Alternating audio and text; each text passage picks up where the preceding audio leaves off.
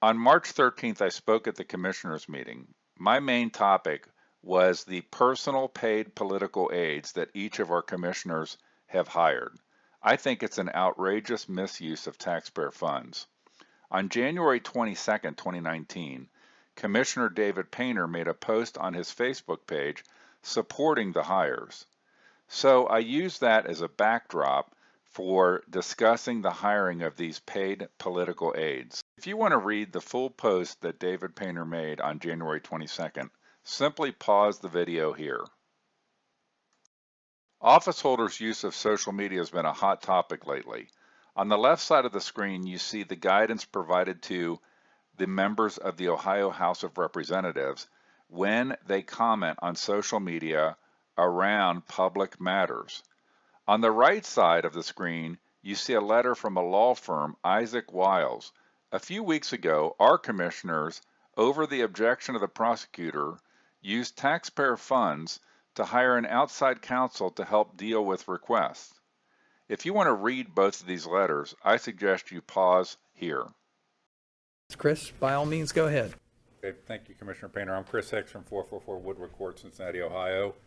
And I wanted to talk today a little bit about Sunshine Week. This is Sunshine Week. I don't know if there's been a ceremony or not, or a certificate, but this is Sunshine Week. It's about clean and open government.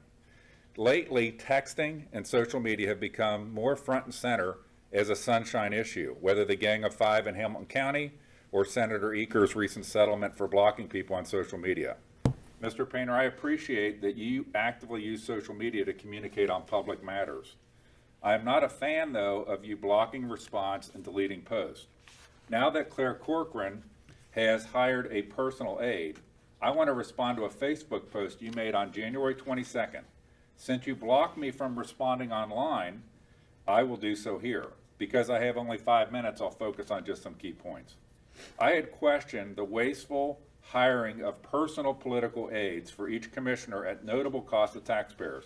You claimed I was fake news on the subject. You said, quote, fact, the Board of County Commissioners has employed an aide to the board for the last 20-some years. She retired recently with 31 years of service. I want to run this to ground. You have multiplied the staffing by 3 and made it personal, not shared. But Mr. Painter, let's revisit what you said in your post. The Board of County Commissioners, quote, the Board of County Commissioners has employed an aide to the board for the last 20-some years. She retired recently with 31 years of service. That means she had 11 years of service before becoming a commissioner aide. Mr. Painter, your aide is from New Richmond like you, and to my knowledge has no Claremont County government experience. Mr. Humphrey, your aide lives in Kentucky, and to my knowledge has no Claremont County government experience.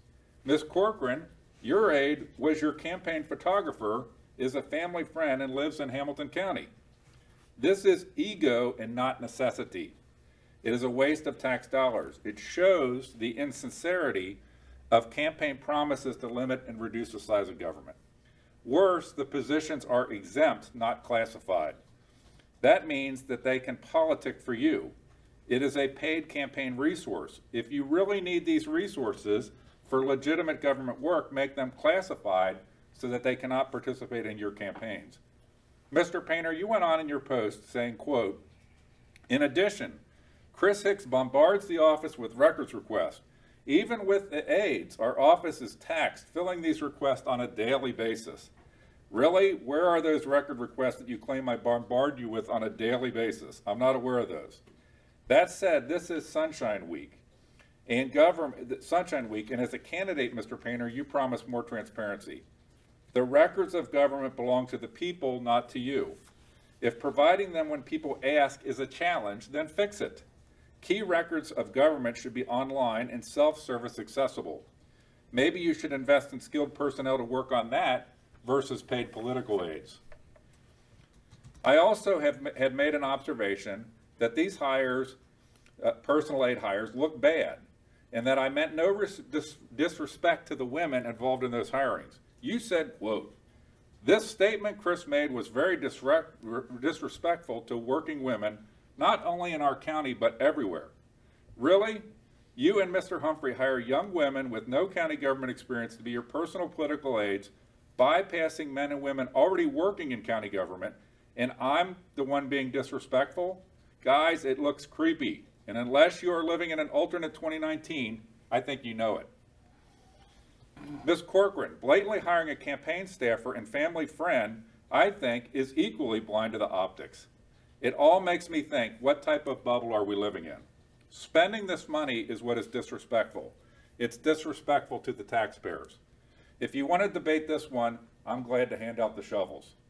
I had questioned the spending money on these positions while raising taxes, namely the plate fee.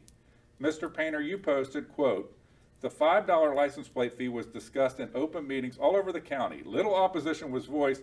I heard the citizens' message when I campaigned for office. Fix the roads, fix the roads, fix the roads. The roads are being fixed.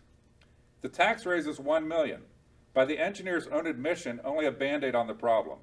At the time you wrote that, January 22nd, you had been in office for over 2 years. So what did you do to fix the roads in the 2 years before voting to increase taxes?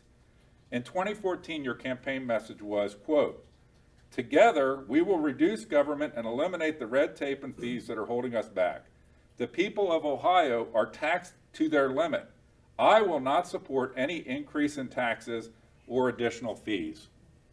What happened to that, David Painter? Can we please get them back? Thank you all for the opportunity to speak to you here today. Thanks, Chris.